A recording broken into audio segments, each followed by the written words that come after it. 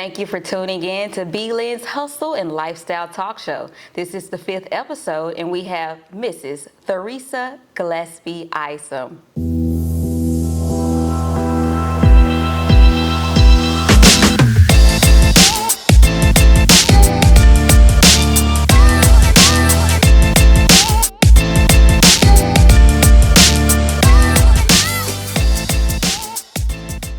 Theresa Gillespie Isom is running for Mississippi State Senate District 2.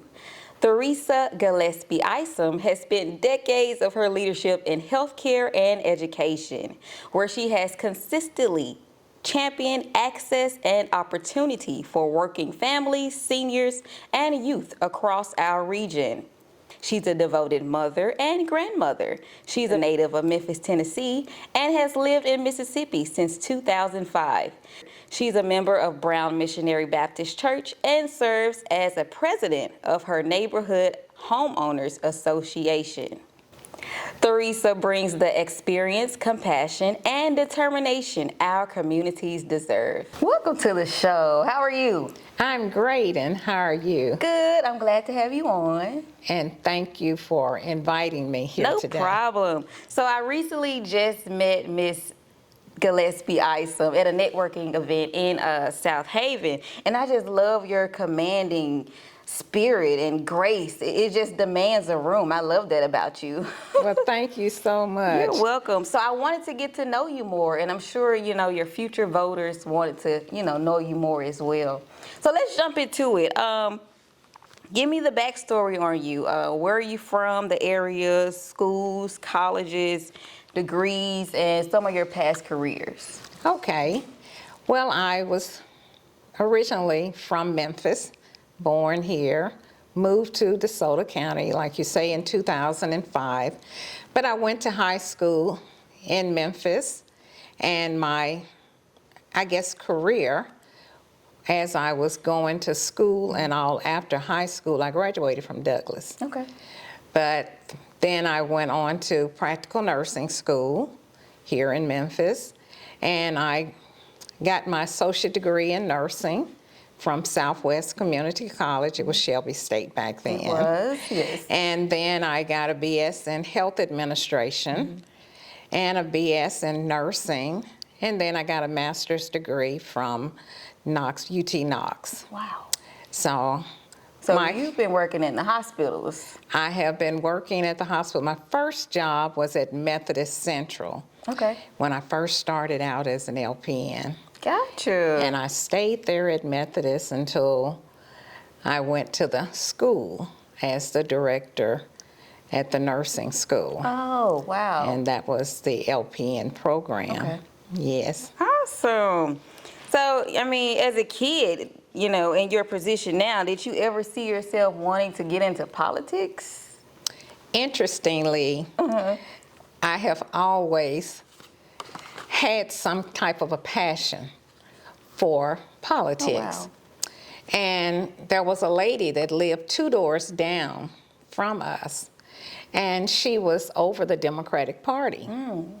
And so whenever I would see all of the cars pulled down, and this was in, the late 60s, so I would go and stand on the sidewalk and listen. Oh, wow. So I've always had an interest, and it kind of sparked me from there. As a kid? Yes. All right.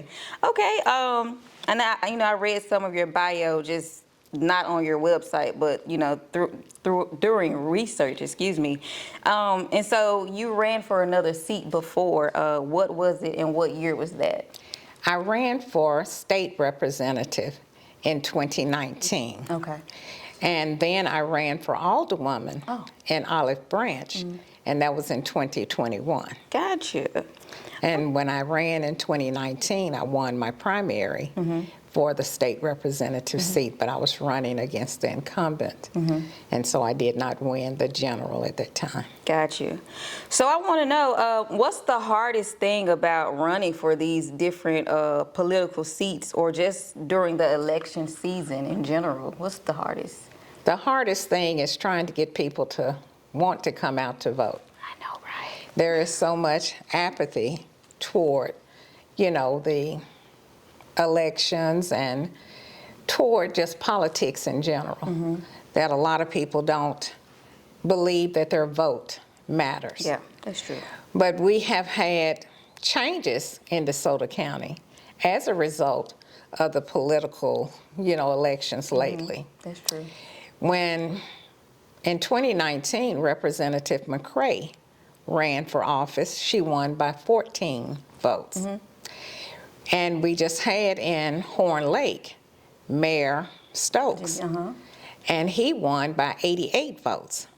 So if those 88 people or those 14 people had not come out to vote, then we would not have had that success in those areas. So what advice would you give to a younger person who wants to get into politics?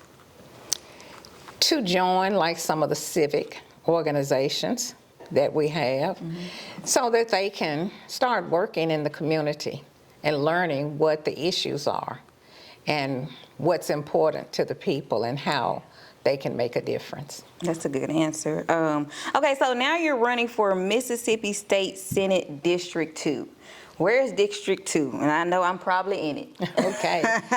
District 2 is, I'll say, starts at Craft Road in Olive Branch. Okay. Goes down to the north side of State Line and Goodman Road. Then you go all the way down to South Haven. Then it's there in Horn Lake, Walls, and Rossville in Tunica counties. So it's a large district. Yeah, that's It has 65,000 eligible voters in that district. I thought it was just DeSoto County, way more than DeSoto County. You said Tunica as well. When they did the redistricting, they added Tunica County Gotcha. into this district. Okay. So take me back to history, middle school history. What are the core responsibilities of a state senator? The state senator works along with the governor, and they are the representatives for the people in the district that they are elected to serve. Okay. Making laws and helping with the funding and making sure that the budget is accurate. Gotcha. And that the budget is meeting the needs of the communities and the state. Amen. That's it. If elected, if you win, would you be the first black woman within this position? Absolutely. This position in DeSoto County, we have not had a female or a black Yes. state senator. Yeah. So we got to do our job, Yes. voters. Okay. So what are some issues that you see in our county and our state, and what are the issues that you plan to tackle? Okay, the issues that I see and that I have elected to tackle are the schools, like with funding, also with safety, and dealing with healthcare, since I am a healthcare, Yeah. being a nurse. And I was director of a nursing school, so schools and nursing and healthcare. Medicaid expansion. We need Medicaid for the people, and we need affordable health care for individuals that live in Mississippi. The schools, we need funding. The formulas that are being used are based upon, like the taxes and the industry. All of Mississippi does not have the same as DeSoto County. So when you get into a seat as a state senator, you have to think about the state as well. And so we need to get, just like, small cities or communities like Horn Lake. Yeah. They need, the funding. Holly Springs, they don't have a lot of industry there. So they also need, funding for their schools. Is Holly And Springs in our district? It wouldn't be in our district, but as far as looking at the state, and whatever you do in one part when you're making the vote, because you've got 52 senators. And when an issue comes up, you've got to vote to help pass that issue as well as the issues that would be here in DeSoto County. Gotcha. This next question, I kind of already know the answer, but how can we, the community, help you tackle these issues? By making sure first that you vote Yes. to get me a seat at the table, and by talking to your current legislators that are in office, reaching out to them. If you have an issue, you place them in a seat because you felt like they were your voice. So if they're your voice, you need to talk to them so that you can be heard. Gotcha. That was a great answer. So what past experiences, personal or professional, have prepared you for this position? Being in healthcare and in administration. I have been the chief officer at the hospital, and that's a political, position as well, because you're dealing with a lot of issues that come down as far as the care for the patient, all of the different types of insurances that, we have. And being the chief, I'll say the director of nursing of the nursing schools. Whenever they had difficulties with wanting to make a different decision as far as something that was going to be medical, here we may have had where some of the legislators wanted to have nursing assistants to give patients insulin. That was not a good thing. Okay. Also with issues like having nurses in the schools. I spoke at the Board of Nursing and got that approved. Amen. So that they could do that. So I just believe that I've had that kind of healthcare experience, I've had the hospital experience, and being a leader in the community. I serve on a lot of community boards. I've served on the Chamber of Commerce in South Haven, also the advisory board for the mayor in Olive Branch, like you mentioned earlier. I'm the president of my HOA. Yep. And just being out there, and other organizations I've been the president of. Yeah, you are out there. You've been at a lot of different events and everything. I've seen you all on Facebook at different places, so shout out to you. Thank you so much. Yes, ma'am. So you kind of already answered this question, but how will you balance the needs of District 2 and the state of Mississippi as a whole? By making sure that whatever is going on in the DeSoto County, I present that at the state level. Amen. And making sure that it meets the needs of the constituents here in DeSoto County. Gotcha. So if you could accomplish one major thing during your term, what would it be? One. Affordable health care, accessible health care for everyone. Yeah, we need that too. Yes. Definitely. Sometimes within my talk show, I do like to talk about other things with going on within our society. I know before I've talked about relationships, I've talked about entrepreneurship, but it has been an eventful week within news. And I want to talk about President Donald Trump and Governor Lee of Tennessee telling us that the National Guard will be coming to Memphis soon. So how do you feel about this? Memphis, we are from Memphis. Memphis is our neighboring city in DeSoto County. Right. So how do you feel about them coming to Memphis? Do you agree, disagree, why or why not? Well, I feel that in some aspects they are very needed, and then in others we need to let the local government, our police, take care of the city.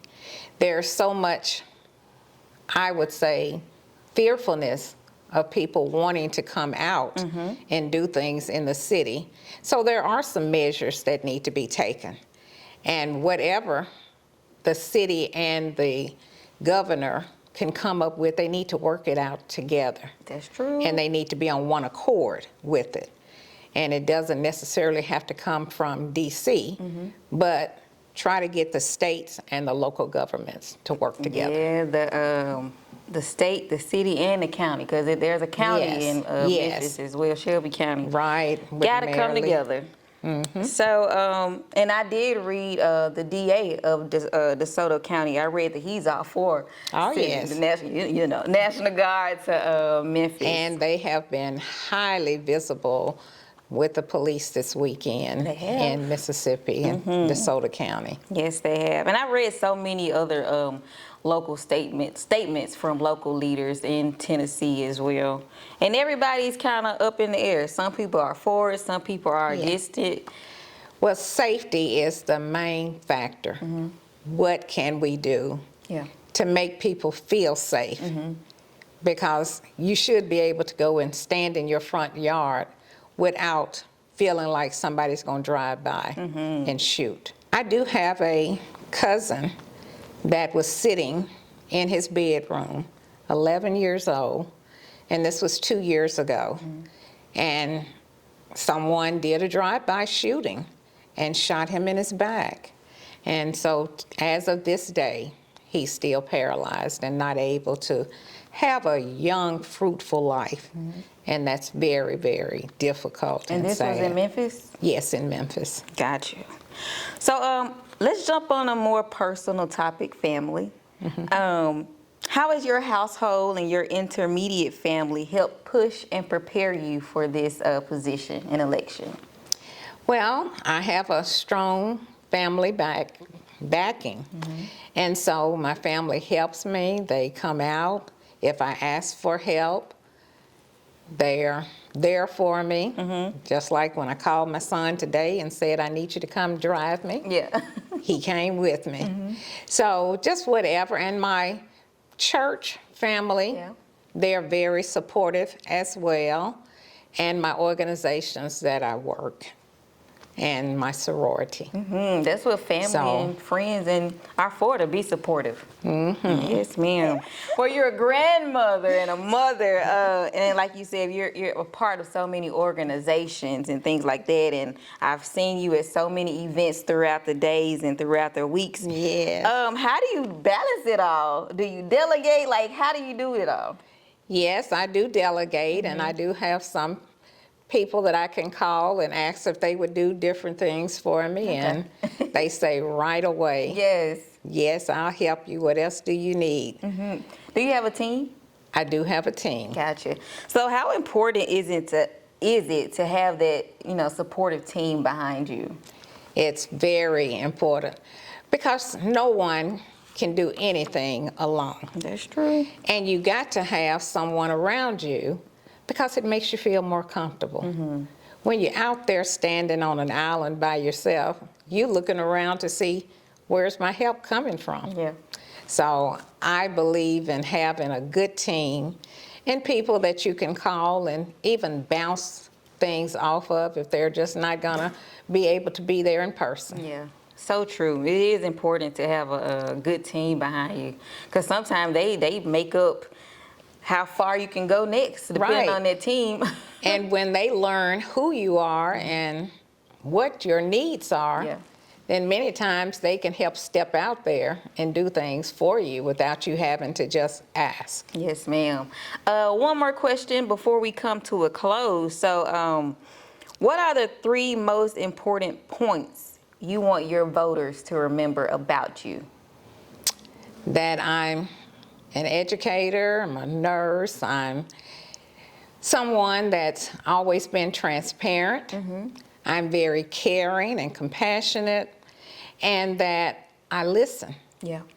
and that I want to be there for them, and I want to be their voice in Jackson, Mississippi. And I'm sure they are listening now.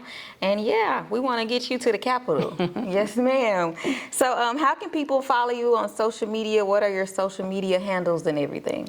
Okay, on Facebook, my political page is Theresa Gillespie Isom for Senator. And then my Instagram. personal Facebook is TG Isom. And my Instagram is Isom Theresa. Gotcha.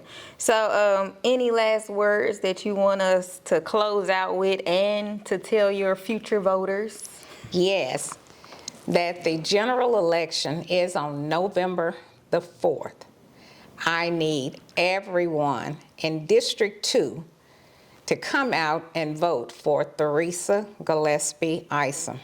If you live in Olive Branch, South Haven, Horn Lake, Walls, or Tunica, Mississippi, please vote Theresa Gillespie Isom on November the 4th. November the 4th. We got to get out and vote, everybody. Again, thank you for tuning in to B.Lynn's Hustle and Lifestyle Talk Show. Thank you for being on my show. Thank you, B.Lynn. Yes, ma'am. Thank you for tuning in to B.Lynn's Hustle and Lifestyle Talk Show. If you would like to be my next guest, go to my website at brandylynnpr.com for more information, or follow me on Instagram at brandylynnpr. Until next time, signing off.